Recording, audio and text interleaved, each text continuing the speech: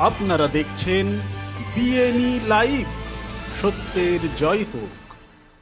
বারে বারে খবরের শিরোনামে উঠে এসেছেন সৌমিত্র খাঁ, কখনো ব্যক্তিগত জীবন, কখনো রাজনৈতিক জীবন। বারে বারে খবরের শিরোনাম হয়েছেন তিনি।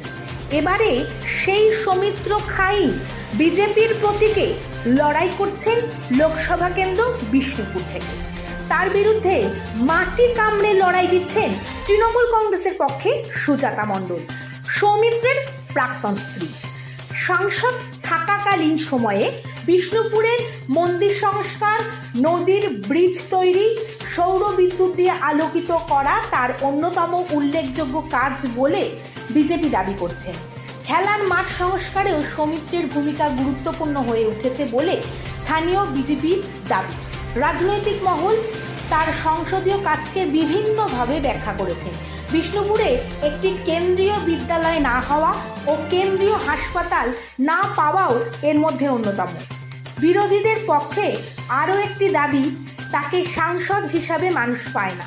বিশিষ্টরা জানালেন, রেল পরিষেবা এবং হেরিটেজ সংস্করণের উদ্যোগ প্রার্থী হিসাবে জয়ী হলে যদি নিতে পারেন তাহলে বেশ হয়।